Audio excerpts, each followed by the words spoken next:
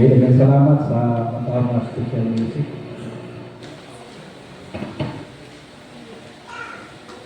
Okay, mayong buntag, kanatong tanan, mga igsoon. Sinidalay ko ng Ginoo, no? Sa kagayunan na makahiusan ka sa pagsimba kaniya sa Espiritu sa kamatuoran. So, di ta maglangay, 2 Peter chapter 3 verse 1 to 8 sa atong mensahe. Pag-aulawan nato atong mensahe karon, meeting with purpose, no? Ang pagbulat na doon ay mga katuyuan. Okay, so kita karon may tungkol sa mga regarding kini sa challenges sa kinabuhi, labi na sa saad sa Ginoo, no? Ang mobalik siya nga hangtod karon 200,000 na katuig, no? Nga wala pa gihapon siya balik. So makapangutan ang uban mo dahil yung balik ang Ginoo, no? So mo kini nga atong pagkaisgutan karon ni nga mensahe ng igsoon. So sa di pa ta makapadayon magangko sa takadiyot. Lord God, nag-pray usab kami sa magatuon kami sa imong mga pulong, giyahi tuloy kami o Dios na makadawat ang matagusa sa mensahe nimo Ginoo, magiyahan ang kinabuhi. Kung nag-pray kami ang imong Espiritu Santo mao ang magabiya magtugod ka namo sa mga kamatuoran.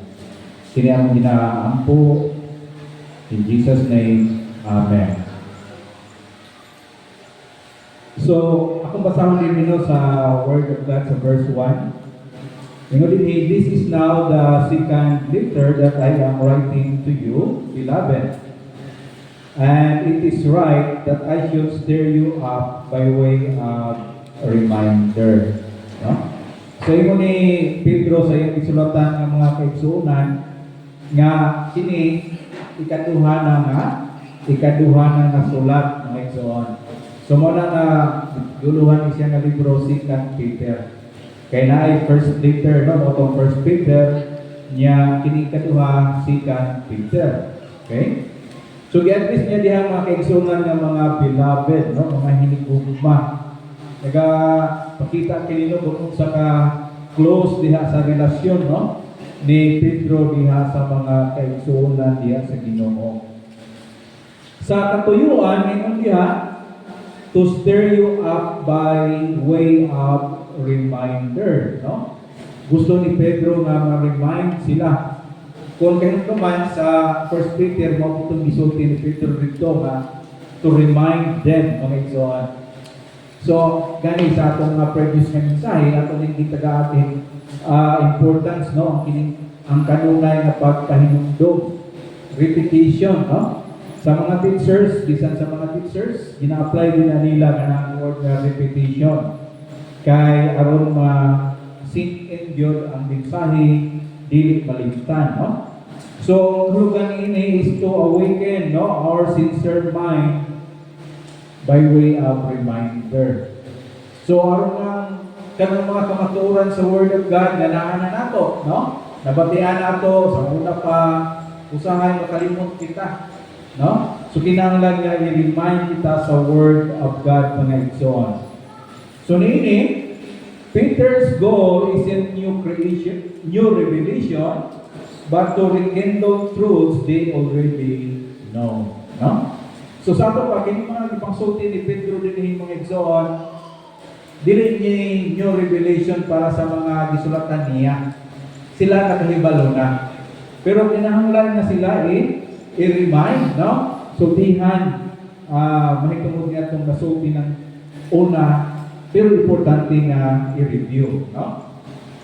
Verse 2, ingon diha, that you should remember the predictions of the holy prophets and the commandments of the Lord and Savior through your apostles. So muna nang kinahanglan nga sila i-remind aron maka-remember mo nang ingon dinhi mga igsoon, no? Aron mahinumduman. So again, no, sa may katuyuan nga dapat hinumdumon. Okay? So dinhi Peter states his purpose for writing is to stir up, no? To mo nang ingon during this verse, to stir up you up to wholesome thinking by calling to mind the words previously spoken by the holy prophets and the command given by our Lord Jesus Christ through your apostles. Muna quotation nato sa mga verse. So sa may pangutana nato nini, what does wholesome thinking mean to you in a practical sense? No, kita nga mga Kristohano. Sa practical na aspect, no, kung sa may buhay wholesome thinking, no? So yung una ni, may ganing wholesome thinking, this implies thinking that is sound, healthy, and aligned with God's truth. Mo gusto sa ni Pedro sa mga kaigsuonan, no, nga healthy, sound, unya aligned ang ilang thinking into God's truth, and so on. So practically, this means guarding our minds against negativity, cynicism, and worldly philosophies, instead focusing on what is true, noble, right, pure, lovely, admirable, excellent, or praiseworthy. Think on these things, no? Mo nangingon sa Philippians 4:8. Gusto sa Diyos mga exalt nga ang thinking sa mga Kristohanon ang pangunahuna, no? Mo nangingon sa Philippians 4:8, no? True, noble, right, pure, lovely, admirable nga mga manahuna. So doon ay pangutana, no? Why is it so important for believers to be reminded of the conditional truth, even truth they may already know? Nga naman kuno nga ang mga Kristohanon, kahit kinahanglan sila i-remind sa mga fundamental truth, nga bisan doon, nakibalo na kaanak, no? Kaya what is fundamental, very basics na kamaturan. Pero kinahanglan i-remind. Kaya unahin mga igsoon, it is crucial because we are easily distracted and we are prone to forget and constantly bombarded with conflicting messages from the world. No? Dali ka tamo kalimot, unya ang kalibutan nga ni kita makabatik sa ilang mga mensahe, mo na kinahanglan i-remind kita. Mga igsoon, we do not outgrow foundational truth deeper into them.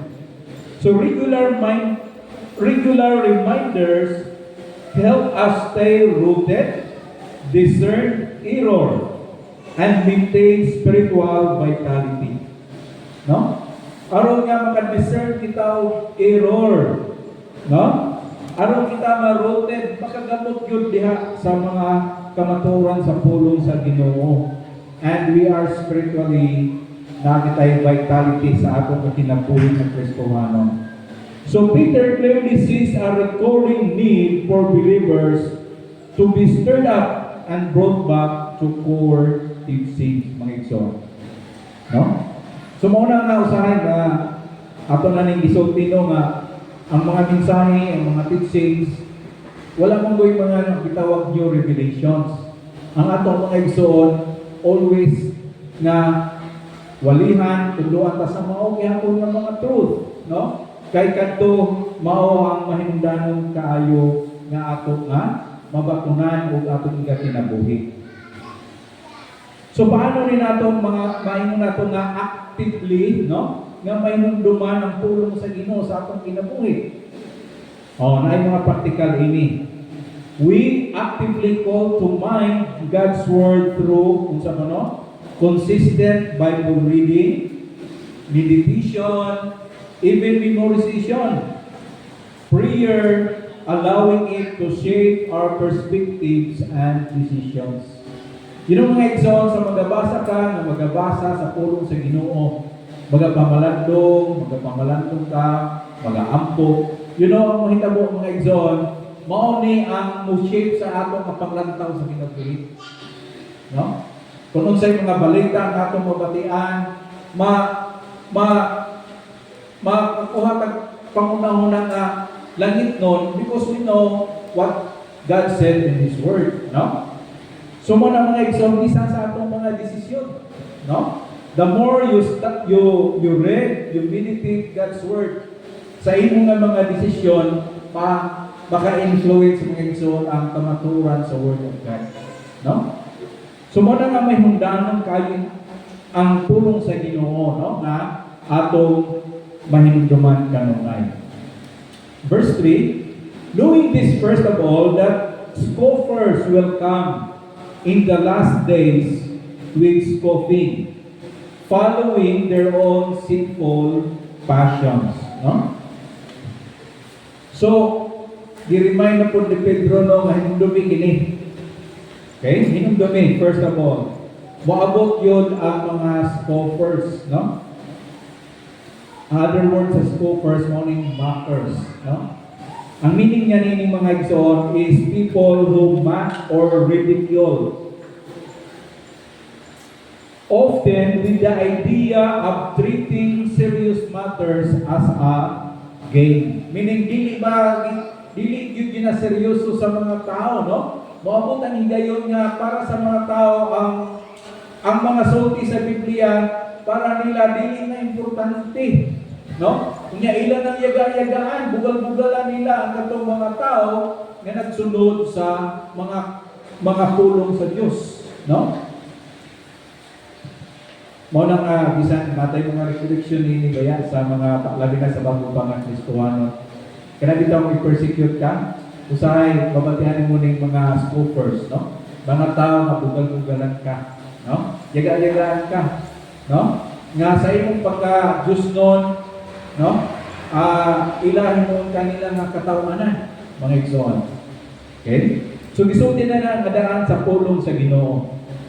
Sa Book of Jude, no, verse 18, gisulti sa, in the last time, there will be scoffers, no? Or people who are mockers, mga igsoon. Mga tao nga, mga nagabugal-bugal, nagayaga sa mga Diyos nun, nga mga katawhan sa Diyos. Kaya nung po nato, kini nga pulo nga mocking, no? Sa time nga si Jesus na crucified. Sa Book of Mark, chapter 15, 29 to 30. Ilang po niya gibugal-bugalan si Kristo, no? Sa dihang, gi-blindfold siya, gisumbag, unya, giluwaan, ilang ipatagan, tagana, kasi nagsumbag nimo, nagluwang nimo, tagana, no? Ilang yaga-yagaan, katawaan, bugal-bugalan, maayo si Jesus. So kung mo na ilang gihimo mga igsoon sa atong Ginoo, the same po sa mga followers sa Ginoo, no? Kita, mga minor na rin ato, pero itong mocking na gihimo nila kung Jesus, grabe kayo ito mga igsoon. So people, their mockery, no? Ang ilang pagbugal-bugal isn't innocent, no? But innocent jesting, but willful contempt for God's promise, no? Kaya nga matod pa yung sa verse 3, kini rooted in sinful passions. So kini mga tao daw mga bugal-bugalon, nagatamay sa mga Diyos nun, ng mga pulong na iya sa Ginoo. If you look at their lives, they are governed by their sinful passions. No? Ang ilang mga passions sa kinabuhi, mga buhat sa pagpakasala. No? So taghimo sila mga binuang, pagpakasala, nakita nila mga Diyos noon, ilang bugal-bugalan ng mga tao ng Diyos noon, no? So, maning word mga igsoon nga desire, no?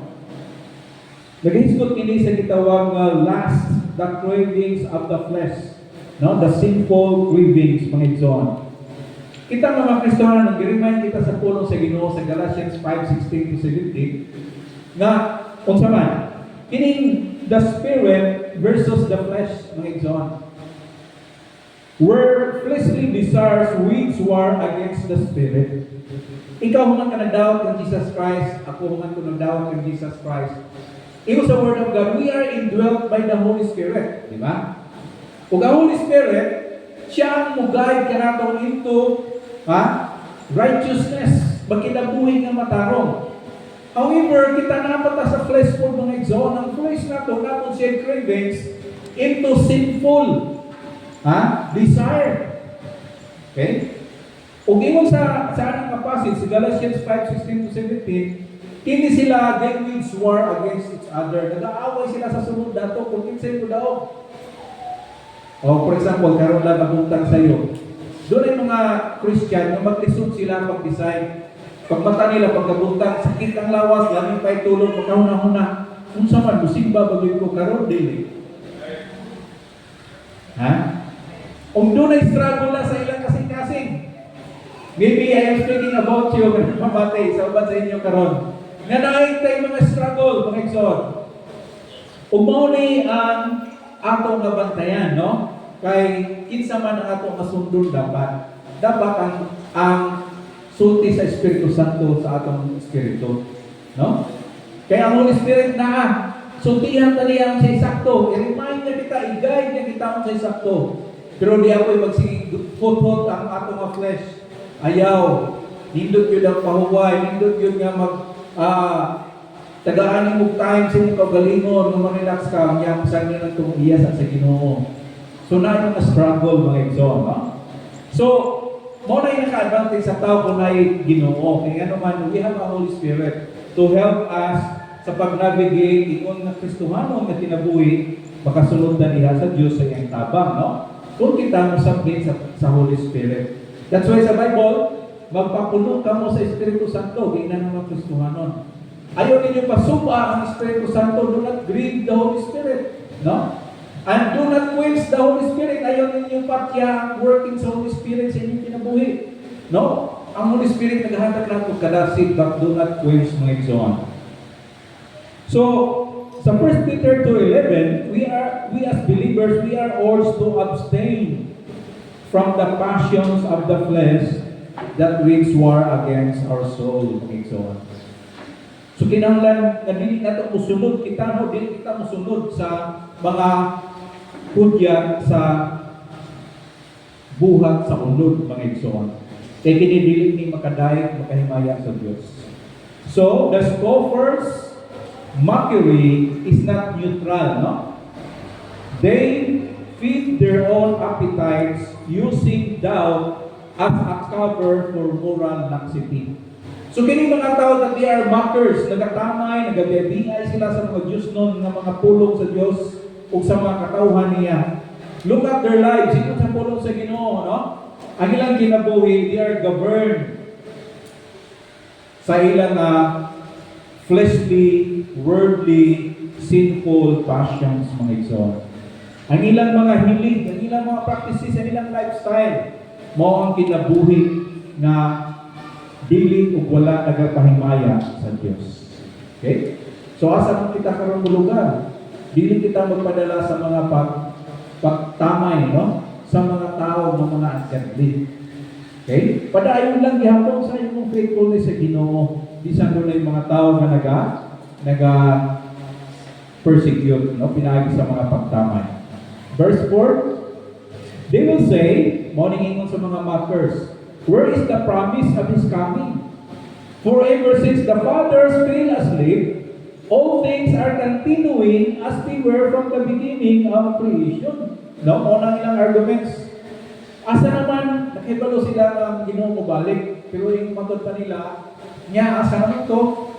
Ha? Kung sa ato makaroon, 2,000 naman katuig, nga nung wala pa man lagi siya ibalik, no? Muna ang mga arguments, mga igsoon. So kinahanglan we know how to deal with mga scoffers ng mga tao, no? What are some common, no, nga ilang ginasulti against biblical truth or the promises of God that you hear sa imong experience, sa imong kinabuhi? Kini mga tao, no? Natin yung mga suggested answer nini. Mayroon sila, science has disproven God. Doon ay mga tao magod sa evolution. So ilang tamayon ang mga sulti teaching sa Bible, no? Kaminto sila kining evolution sa sa mga schools na bisan sa mga universities ginatundo. And there are people who will adhere din ng teaching and so on, no? Napoy mga tao nga ngayon, the Bible is just a collection of myth. Hindi na tinuod, no? There is no proof of a heaven or hell. Doon ay mga tao na mga inana kapilosopo. Wala lagi langit, wala imperno, no? Wala pruibahan na, no? So, another mga skepticism sa mga tao, no? If God is good, why is there suffering? No?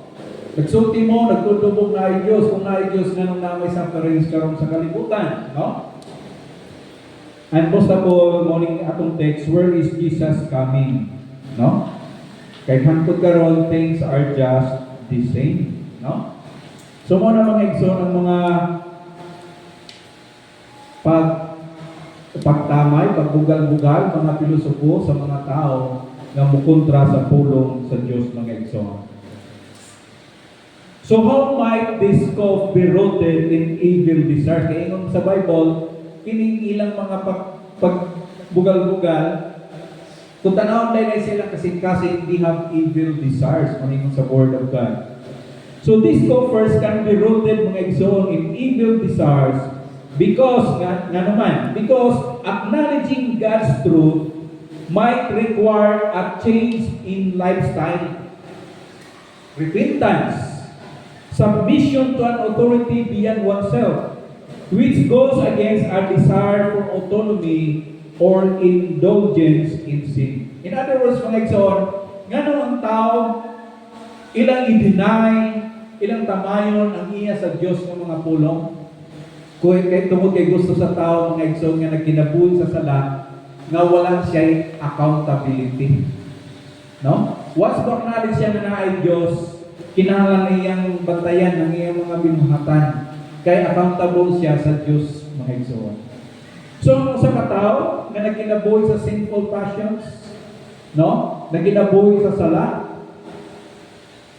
most likely, mga igsoon, isulti din sa Word of God, sila, no, ginabaliwala nila ilang accountability na sila doon ay tulubago sa Diyos. No? They just want to escape their accountability, mga igsoon. So where is this coming? Nga i-promise sa Ginoo. So kini nga statement, mga igsoon, reveal a misunderstanding, no, of God's nature and His timeline. No? Kanina ng mga tao na nag-question sa mga iya sa Diyos, no, nga mga kamaturan, wala agad sila nakasabot about God's nature and God's program, His timeline, mga igsoon. It means they are limited, no, sa ilang perspective. Okay? It assumes God operates on a human timetable where immediate gratification or observable changes are expected. Mo ang tao, mga igsoon, kanang naada yung tangible na makita, diha-diha dayon. Pero kanaday bunga sa pagka-limited sa tao, mga igsoon. Kung niya pa, man ignores God's sovereignty. May kaya sovereignty, ang Diyos labaw, nagakontrolar sa tanan. No? So tungkol niya na man fails to grasp that God's plan unfold according to His perfect timing, not ours. You know, mga igsoon, ang Diyos nag-operate siya. No? Nagapamuhat siya. Not according to man's plan or mga kagustuhan, hindi sa ato, mga igsoon, but according to His program. No? Ang Diyos nagalihok, nagapamuhat siya. Kung niya pa ang mga misunderstanding sa tao, tungkol kay wala siya'y pagsalig sa Ginoo. So people dismisses the unseen reality of God's promises. That's why they are demanding, no, empirical evidence for spiritual truth. No? Ang tao kulang og pagsalig, mangita permi og pruiba. Unsay proof. But you know, mga igsoon, the promises of God are most of all mga spiritual truth, no? Na dili nato makita tangible nga makita, pero ang kamaturan nag-exist, mga igsoon. That's why kinahanglan ang pag-exercise sa tao sa pagsalig, no? Exercise niya ang pagsalig aron madawat niyang mga kamaturan. Ug wala niya na mga igsoon ang mga tao ang mga mockers, no? Dili sila mag-exercise ilang pagsalig sa Dios. And they are spiritually blind. No? Na ang ilang blindness, mga igsoon. They ignore the possibility that God's delay might be for a purposeful reason. such as patience or allowing more time for repentance. So kini mga makers, no? Abi nila na ang Diyos, okay? Nagalangan-langan, walay mga katuyuan, no? Abi nila ang Ginoo, wala na, nakalimot na.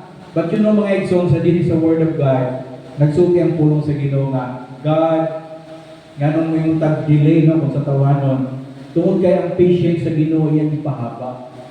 No? Ipataas niya. Tagaat kay gayunan ang saman. Tagaat kay gayunan ng tao nga makaila ng Jesus Christ na Savior. Before ang Diyos pagsilot, no, sa katauhan sa ilang pag-rebel against God, no? Sumuna nga doon na tayo pangutanaw sa bahin ini, can we identify areas, no, sa atong kinabuhi where personal desire might tempt us to minimize or ignore God's truth. Usay mo igsoon sa, yes, ini makita nato sa mga unbeliever, no? Nga they are governed by their sinful passions. Pero kung nakapatikod sa kita mga igsoon, di ba usay ang Kristiyano makahimo o mahulog sa sala? Kaya kung hindi kita maglakon mga igsoon, kita po nakita yung area sa atong kinabuhi. Na usahay, no? We are tempted, usahay atong ma-neglect or ma-ignore nato ang kamaturan sa pulong sa Ginoo. For example, in our own lives, no? There are areas, for example, financial choices, the use of our time, even certain relationships, might tempt us to minimize biblical principles if they clash with our immediate comfort or preferences. So nakita yung mga preferences. Kung natritin po na atong comfort usahay, mauna nga atong ipadakplin ni sa mga truth, ang mga biblical principle. Kaya nindot man yun yung naaratapin ni sa comfort o sa atong mga preferences, mga igsoon. Sumapulin atong mga balantayan, no? Sa atong kinabuhi. Kaya usahay ato kasab na gina-ignore ang word of God. Right, so usahay makapangutan na tanong, nagsulti man sa Bible, where is the coming of His promise? Ang question ka na to, what is the danger of basing man's faith or understanding of God's timeline solely on observable, immediate events in the world around us rather than on God's revealed word? Kita mga igsoon, nag-interpret kita ang tao normally, no, naturally sa mga events ng mga panghitabo. Pero din sa Bible, isultian kita what will happen, no? Mao na nga asa man dinhi nganong kinahanglan magsalig kita rather sa word of God kaysa mga nabalitaan nato sa mga news or bisan sa atong social media. So yung yung igsoon, the danger lies in limiting God to human understanding and experience. Okay? If we only believe what we can immediately see or explain, we lose sight of God's transcendence. When that transcendence, ang pagkadako, pagkalayo sa Ginoo, no? Beyond na sa ato ang finite na understanding. His eternal nature and His sovereign plan. So mo na makompromiso mga igsoon. Kung makulangan kita, dili na kita musalig, no? Sa Word of God. Kaya usahay murag sa itong una, murag may kontradikban sa mga panghitabo karon. Bakit sa ganyan Diyos, He is transcendent, He has eternal plan, ang Ginoo mga igsoon sovereign. So it leads to kita, ano itong mga reaksyon sa tao? Leads to impatience, doubt, superficial faith that cannot withstand periods of apparent delay, no? Or lack of visible progress. So, muna usahin natong struggle mga Kristiyano bisan sa atong pagpanalagad sa Ginoo, no? Kano sa amon mubalik yun ang Ginoo, dugay naman kung nangalagad sa Diyos, no? Our faith should be rooted in God's immutable character and His infallible word not the fleeting circumstances, mga igsoon. Kaya circumstances nato karon ug ang atong mga emotions nagabari from time to time. But the word of God, mga igsoon, is napundar kini sa character of God nga dili mausab, mga igsoon. So kinahanglan kung gusto nato nga kita, no? Lig-on, dili kita magpadala sa palibot nga mga circumstances, but rather we anchor ourselves, hugdan natong pagsalig diha sa pulong sa Dios, no? Sa iyang mga pangsulti. Verse 5, for they deliberately overlooked this fact that the heavens existed long ago, and the earth was formed out of water and through water by the word of God. No? So, ginimay ni Pedro mga igsoon, bakit yung mga mockers, kini sila daw, they deliberately overlook, no? Ilang yun nga, dito yung kalimot kini nga mga paghitabo. Okay? So, ang word niya, it means to forget utterly, to neglect. Nag-imply kini their willful ignorance, mga igsoon. So, kung ang tao wala pa nakapalong niya ng paghitabo ng kalimutan na himo tungkol sa pulong sa Ginoo, ingon din yung mga igsoon, nasa sa state of ignorance. Pero kung iya kini i-deny, willful na siya ng ignorance, mga igsoon. So, kining mga false teachers, they remembered not, no? They remembered not how God spared Noah. So, ibalik pa tayo yung story no sa Old Testament, the time of Noah. Di ba mo itong universal flood na si Noah lang and his family ang nasave. Sa Lucas 23, no? The penitent thief, nakahinugdom siya, no? Di ba ingon niya kag Jesus, remember me kung tuwa na ka sa imo, dingharian. Okay? Pero ang mga ungodly, mga igsoon, ginatuyo doon nilang limot-limot ang mga iya sa Diyos. Ang mga binuhatan sa Diyos sa past, no? Ila kini ginadeny and they willfully ignore the anak ng mga panghitabo. So kini sila, this is not innocent forgetfulness, no? Kini mga mockers and the false teachers, but a conscious choice to ignore God's past acts of judgment, mga igsoon, sa creation o sa katong sa flood, no? Versikulo 6, that by means of this, the world that then existed was deluged with water and perished. Okay?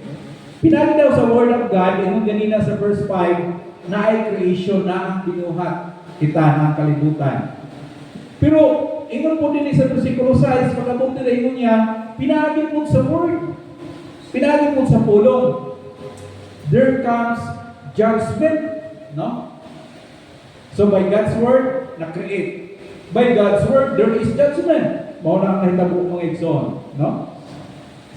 So, si Pedro, he reminds his readers that God's Word already ushered judgment by water to skepticism about the future judgment. Kini sila is inconsistent. Ang mga tao mga pilosopo maingon nga, walay paghukom walay inferno. Bugna ra na sa una. So ino din ni Pedro, oops, basig nakalimot mo, by God's Word, na-create ang kalibutan. Di natin ang madinay na kalibutan ron. By God's Word na. Pero basig makalimot po mo by God's Word, there is judgment, the universal flood sa time ni Noah. No? Ang tao nga madinay ni Ana is prone to suffer na judgment ng igsoon. Kaya di man siya mag-andam, no? Di siya mutuo sa gisulti sa Diyos. Verse 7, but by the same word, the heavens, muna nang ikatulog karon about sa word, no? By the same word, the heavens and earth that now exist are stored up for fire, being kept until the day of judgment and destruction of the ungodly. Oo, na yung karon din sa Word of God. By God's Word, na-create ang universe. By God's Word, nag-abot ang judgment. Unya karon ikatuloy yung napod dinhi. By God's Word, isulti po that there is judgment na po mo abot mga igsoon. Mo nang ingon nga verse, no? Kalahan yung kanting igsoon, lanawan niyo ang verse 7. By the same word, the heavens and earth that now exist. Kini karon nga nag-exist, the heavens and the earth. Kung saan po na ito din ang plano sa Ginoo, they are kept until the day of judgment and destruction, no, of the ungodly. The same nga John, kini daw ang kalibutan ini, no, under ni sa fire judgment of God. Maabot ka ng natak na. Maabot ka na. No, mo nang gingo din. Sumusa mga igsoon, kay mo na man ay may damo sa future. Di ba dapat ang tao mangandam ba niya mga igsoon? Pero kung ang tao dili siya magunahuna nga pareha ra man sa muna. Ulan ra man ni or naalay ang ninyo pila lang kabulan niya mubalik ra man gyapon. But you know mga igsoon, nagsulti ang Bible nga moabot ang takna that God will judge again the world by fire. Kaysa una, by water man to, itong universal flood. But the next thing is, there will be fiery judgment. No? Sunugon sa Ginoo. So, sabi ko na, mo nang aduna tayo pangutana ni. Because Peter counters the scoffers by reminding them that God's word brought the heavens and earth into being and later destroyed the world by water. So, mo na ni karon ang pangutana. How do these past acts of creation and judgment provide a strong foundation for being in future judgment? No? Ang future judgment sa ganit, the heavens and the earth. No? Kinisunugon sa Ginoo. Mga igsoon. No? So these past acts, no? Katong past, demonstrate God's consistent power and authority over creation. If He could bring the universe into existence by His word, and then justly judge the world with a flood, then God certainly has the power and the right to bring about a future judgment by fire, and to create new heavens and a new earth, mga igsoon. It establishes a pattern of divine intervention and fulfillment of His word. Yung example sa future, yes, sunugod ang daan kalibutan o ang kining heavens. Islan o bag-o, mga example. Mo na yung sa word of God, no? Tapos ako personally, kaya ako, nagdako mo sa Sunday school ba? Sa simbahan. So, nakabasa ko, hindi na taganing emphasis akong ginabuhi high school ako. No? At yun, sa naka-encounter ko ni nga verse mga igsoon, usan nga gigamit sa Ginoo nga sa pag-guide sa ako mga decision making.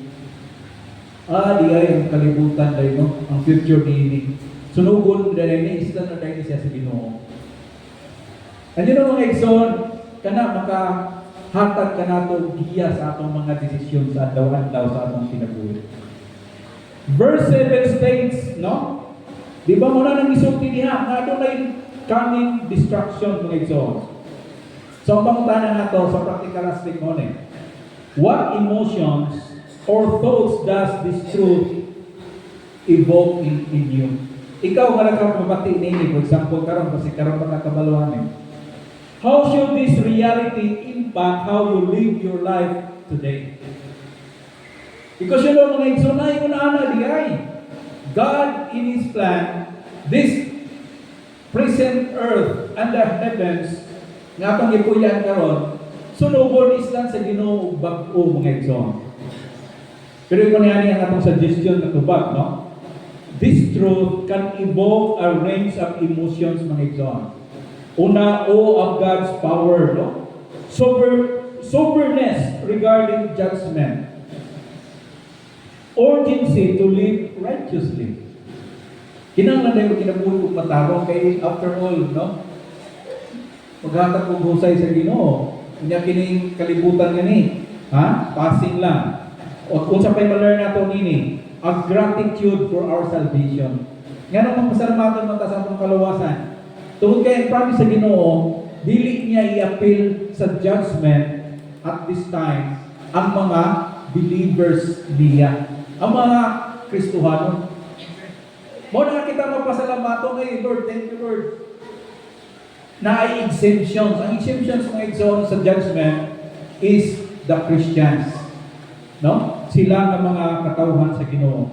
So it should significantly impact how we live, fostering a greater sense of accountability, motivating us to share the gospel. By the way, salamat sa Ginoo, natin mga bagong mga kaigsunan sa church. Yan po nato, nag-open dito sa Githikan bagong ministry. No? Sila ni Brad Jacket, sis Perky. Yan po nato sila, nag-open sila bagong ministry sa mga bata dito ni gahapon. We hope so nga makapadayon sila, no? Maka-harvest ng mga kalag dito sa mga kabataan. Gahapon, more than 10 mga bata po dito. Nag-exon. Mo naging na to din This encourages us to live holy lives, mga exon, and to motivate us to share the gospel. Kini nga kamaturan labang ibaluan.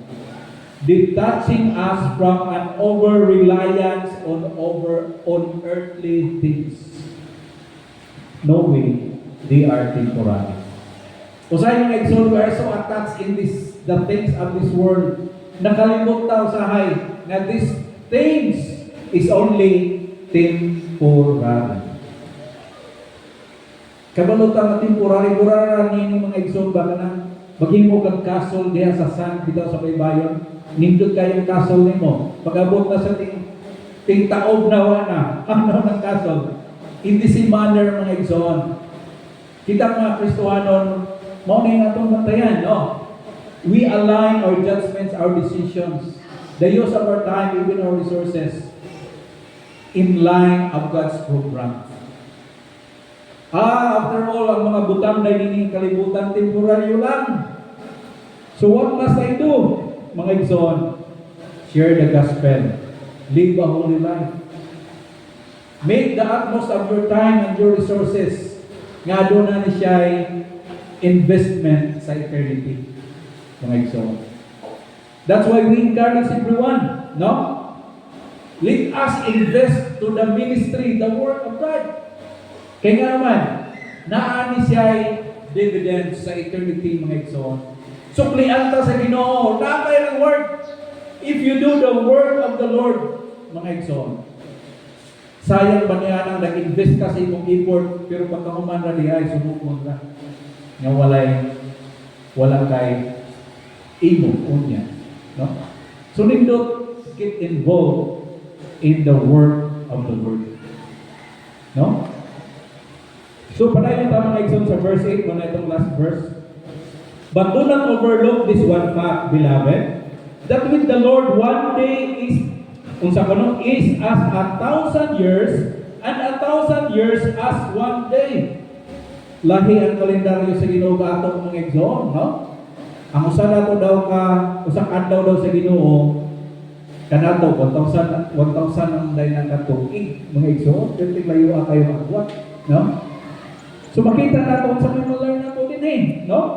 Kini siya mga igsoon mo ni. The apparent delay in Christ's return is not slackness. Ang Ginoo wala siya nagpabaya, no? Naglangay-langay, wala. Kaya nga no, but flowing from divine patience, giving sinners time to repent, meaning giving people time to receive Jesus Christ. No? Kaya orang na ipamahagig yung mga igsoon ba ng tao, dili siya makapil niya ng judgment, mga igsoon. Nag-isulti sa Bible nga judgment ini nga kalibutan. So, kung wala pang Ginoong balik, kay gusto sa Ginoo mga igsoon, nga mga katawhan niya kita ba, no? Kita, we can, kahit one time man lang, we can caution sa mga kailan mo, your friends, your acquaintance. Every one of us, we are man and woman of influence. Kinsa na yung under nimo, influence na sila nimo. Kung ginikanan ka, yung mga anak, o teacher ka, employer ka, yung nasa ubos nimo.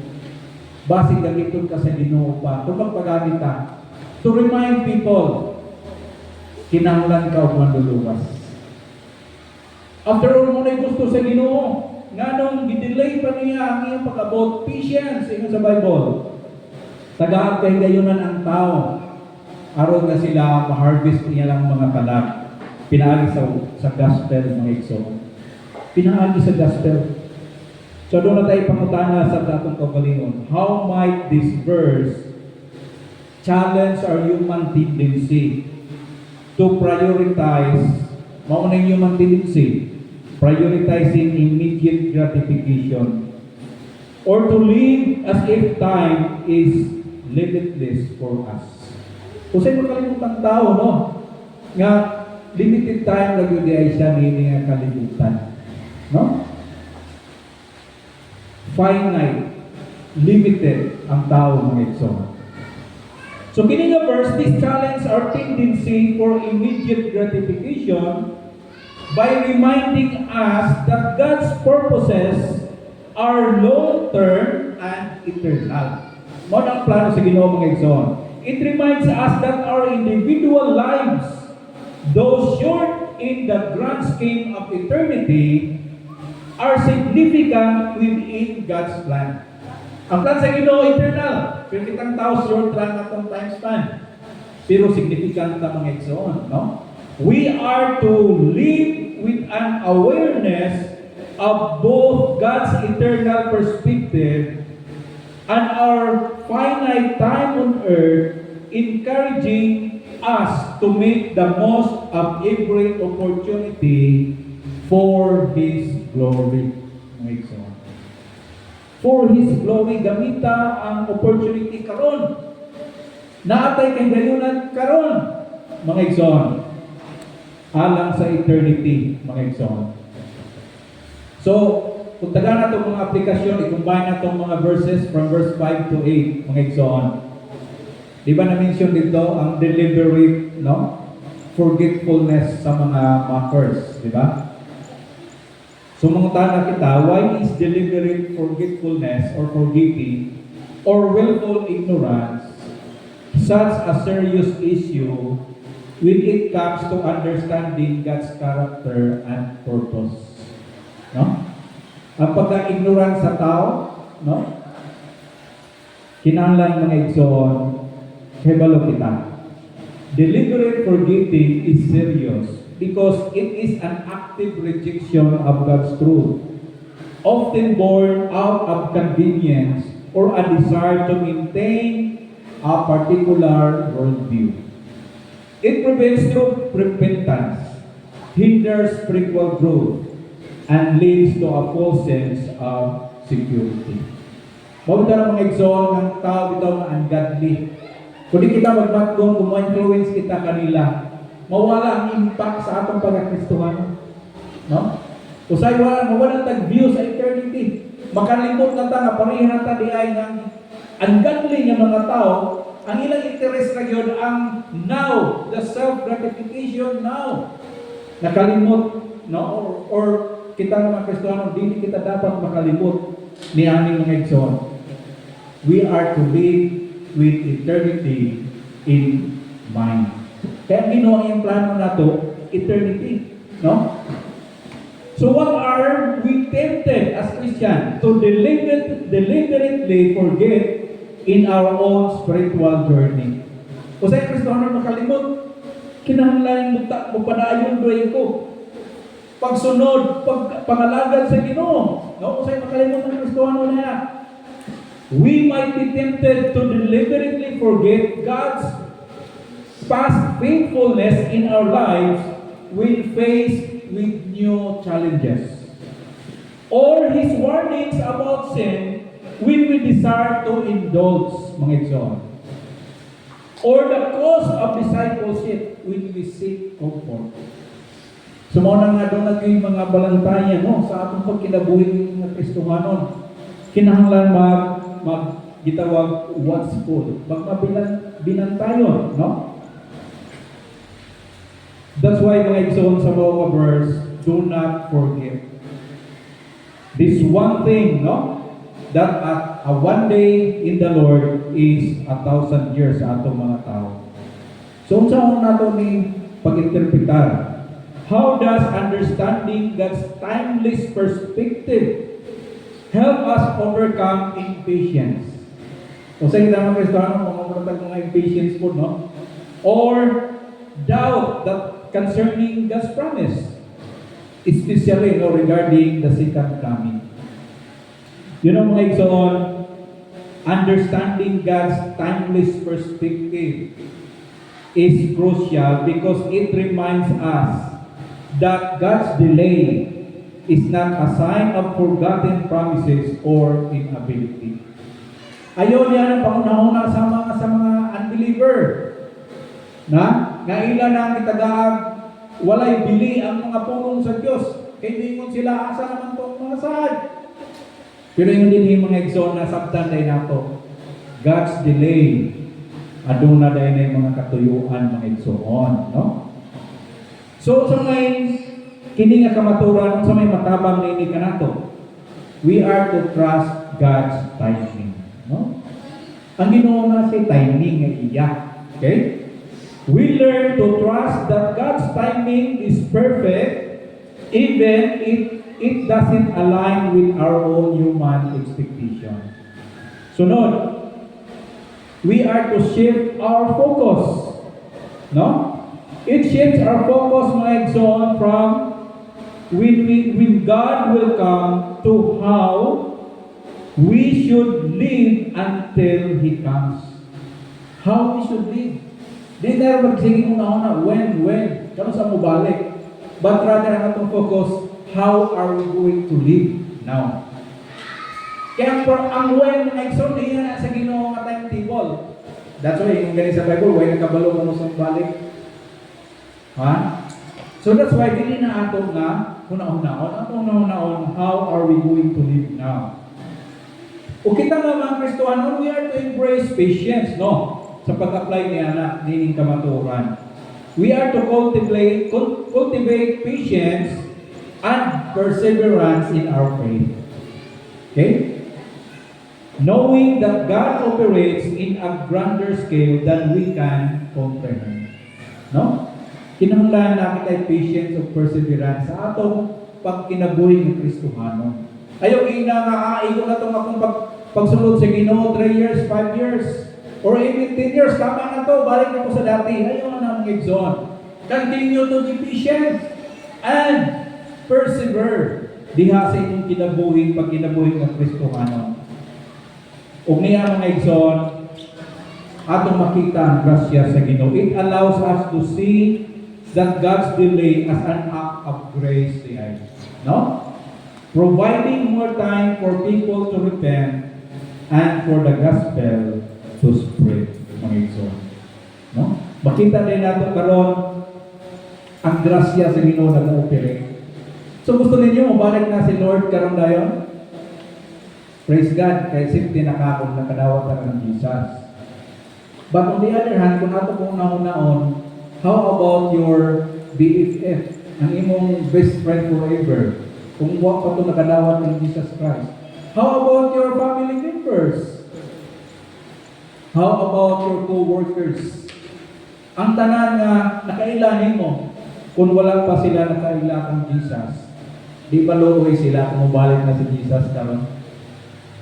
They will suffer the judgment in iskutan sa pulong sa Ginoo. So mga igsoon, no? Kinahanglan nga kung naon God's eternality, no? God exists outside of human time constraints. Time is a creation for us. Pero sa Diyos, God, past, present, and future are all eternally present. Wala na agad ang Ginoo sa time ng igsoon. Kita na ng mga binuhat niya. Because God is eternal. And we should know that God's non-contingent. Unsa man ni? That God's plans and promises are not dependent on human schedule or expectation. No?